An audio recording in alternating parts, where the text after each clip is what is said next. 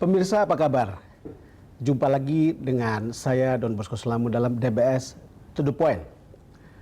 Bak permainan catur, Presiden Joko Widodo telah memajukan dua bentengnya untuk menahan laju perlambatan ekonomi. Dalam sebulan terakhir, Presiden mengambil langkah penting, yaitu mereshuffle kabinet, terutama di portofolio yang terkait dengan bidang ekonomi, dan pekan lalu Presiden mengumumkan paket kebijakan ekonomi tahap pertama yang kita kenal sebagai paket September.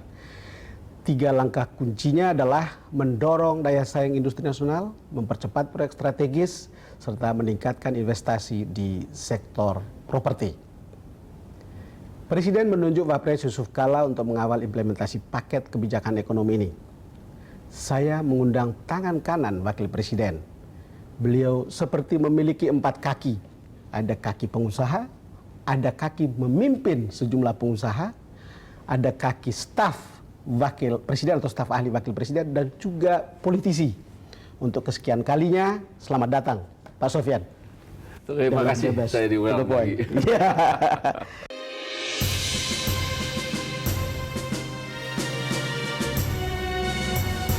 Wakil Presiden Yusuf Kala tidak tampak saat Presiden Joko Widodo mengumumkan paket kebijakan ekonomi tahap pertama di Istana Merdeka, Jakarta. Paket kebijakan tahap pertama meningkatkan investasi di sektor properti. JK tidak hadir karena harus menjalani perawatan di Rumah Sakit Cipto Mangunkusumo, Jakarta Pusat. Wapres menginap semalam di RSCM untuk memulihkan kesehatannya. Ya, sebagai manusia biasa. Ya, Wapres juga presiden manusia biasa. Manusia biasa itu biasa sakit juga kan. Dia ada sedikit ring 1. Sebagai catatan di sini 1 tahun mengerjakan 1.600 kali ya. Selepas rehat sejenak, pekerjaan sudah menunggu JK. Presiden Jokowi meminta Wapres JK untuk mengawal paket kebijakan ekonomi yang baru diluncurkan. Selain kebijakan makro seperti mendorong industri nasional dan mempercepat proyek strategis nasional, paket ekonomi juga berupaya mendorong daya beli masyarakat. Antara lain, mengurangi beban biaya BBM bagi nelayan, stabilitas harga pangan, percepatan pencairan dana desa, hingga menambah jatah beras untuk rakyat miskin. Sejak menjadi Wapres di masa SBY, JK kerap diminta mengurus bidang ekonomi. Sekarang pengalaman JK tetap dibutuhkan untuk membantu kita tidak jatuh ke dalam krisis ekonomi. Seperti kata saya tadi, 4 kaki gitu. Jadi kemudian Anda sebagai pengusaha mendengar ketika ada paket September, apa yang Anda dengar dari mereka? Yang pertama tentu saja bahwa kita harapkan paket ini betul-betul bisa membantu pengusaha-pengusaha di dalam persaingan dalam situasi di mana dunia menurun ekonominya, dan di dalam negeri kita juga melemah, terutama consumer driven kita melemah ekonomi kita. Jadi paket ini kalau tentu kita harapkan bisa membantu pengusaha-pengusaha paling sedikit bagaimana dia bisa bertahan. Bagaimana dia bertahan? Nah, bagaimana dia bisa bertahan, dan juga jangan sampai dia melakukan layout terhadap buruh-buruhnya. So ini betul-betul kita harapkan paling sedikit kita pertahankan pengusaha-pengusaha ini untuk paling sedikit bisa bersaingan di dalam market dalam negeri kita. Market dalam negeri. Ya. Karena kalau keluar sudah lebih sulit karena overproduction di mana-mana, di dalam semua krisis, terutama market China kita dan lain-lain ini juga merupakan semua overproduksi, dan ini yang biasanya susah kita bersaingan dengan dunia luar sekarang ini karena mereka juga melakukan macam-macam cara untuk menjual barangnya. Pak Sofyan, kembali saya ingin menggali apa kemudian kira-kira yang konkret kata-kata para pengusaha yang paling tidak di Apindo atau di Kadin yang Anda dengar, karena Anda kan sering bertemu dengan mereka. Sebenarnya begini, saya juga akan melakukan beberapa kali pertemuan lagi dengan pengusaha-pengusaha ini. Apakah deregulasi yang dilakukan paket-paket ini betul-betul kena kepada yang mereka inginkan. Sebab kadang-kadang deregulasi ini, biarpun kita inginkan begitu banyak perubahan peraturan, cuma kan setelah itu peraturan yang kita rubah itu isinya apa? Ya. Itu kan ditanya oleh pengusaha-pengusaha. Sampai sekarang kan cuma kita dengar macam-macam rencana untuk mengurangi melakukan perubahan daripada peraturan ini, peraturan itu, tapi isi peraturannya kan nggak tahu. Jadi semua memang kelihatannya masih akan. Jadi kalau Anda masih dapat suara-suara, ya kita tunggu gitu, kira-kira begitu? Betul, ya. Jadi mereka menanyakan, ini betul. kita serius melaksanakan ini. Apa isi paket-paket itu? Karena mereka ingin konkret sekali kan. Ini bisa membantu mereka juga untuk betul-betul bertahan dan setelah itu take off lagi. Ya. Ini sekarang kan isi paket itu sendiri secara kenyataan belum kita lihat. Betul. Ini ada 17 rancangan peraturan pemerintah, ada 11 rancangan Perpres, Ya. ada 2 rancangan Inpres, ada 60 rancangan untuk BI. Betul. Yang BI Ya, lupakanlah. ya, PP. Artinya kalau lihat kemudian di kaki Anda yang satunya lagi sebagai staf, sebagai ketua tim ahli wakil presiden, Ya. lihat yang begini gimana?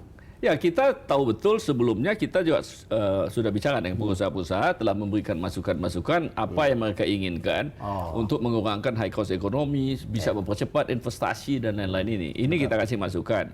Sekarang sudah sebagian di-consider untuk diperbaiki. Cuma kita mau tahu lagi isinya karena begini ya, apapun kepentingan pejabat dengan kepentingan pengusaha itu lain. Betul. Karena pejabat tentu Pejabat dan pengusaha beda kepentingannya. kepentingannya lain. Kalau pejabat itu tentu ingin paling sebanyak mungkin semua wewenang itu dikasih dia. Pengusaha harus ikut aja. Sedangkan pengusaha itu ingin jangan diganggu oleh pejabat supaya dia bisa kerja tenang. Jangan ditambah kos-kos macam-macam. Betul. Nah, karena itu kita harus satukan pendapat daripada pengusaha dan pejabat ini supaya ini betul-betul kena kepada sasaran dari Pengusaha tidak boleh dipersulit.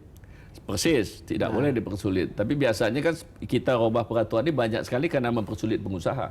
Betul. Di dalam berinvestasi, di dalam ekspor, di dalam import dan segala macam cara. Ketika Anda lihat, kemudian kan Presiden Joko Widodo pergi ke tempatnya Wapres. Waktu itu Anda juga ada di Ya, sana. Lalu kemudian mintalah Wapres untuk mengawal ini. Lalu kemudian keadaannya seperti ini. Ya. Dan masih akan begitu. Artinya walaupun Presiden tentu sudah mengatakan Oktober sudah selesai. Ya.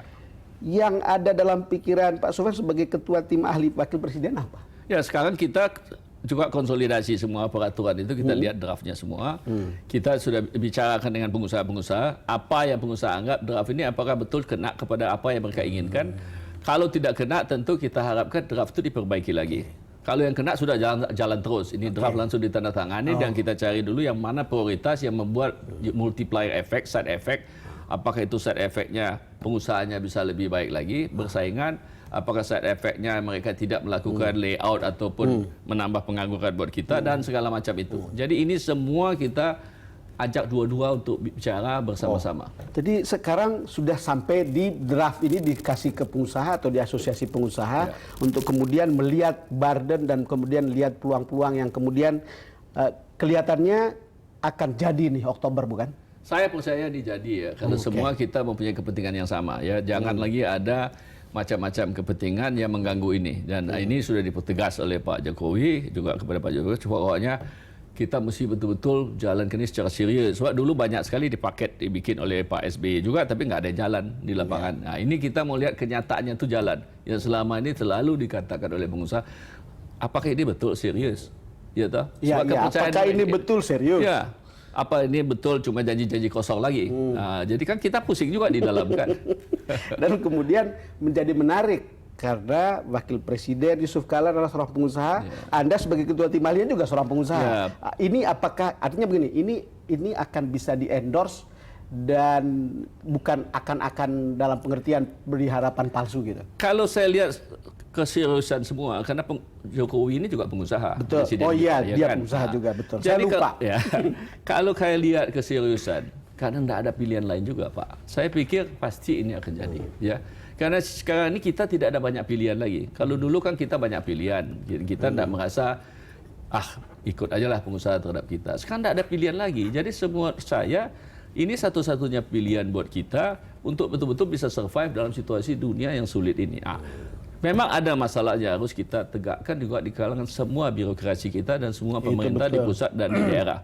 Bahwa harus ada sense of crisis. Saya ingin mengatakan soal sense of crisis ini. Artinya kalau lihat, artinya begini, Anda dekat dengan Wapres, Anda juga pasti kenal bagaimana Jokowi sekarang. Itu apakah sense of crisis itu sudah ada high alert tentang ini? Saya percaya kalau you bilang 100% ada, ya belum. Ya. Karena saya masih melihat masih banyak juga masih statement-statement yang masih simpang siur.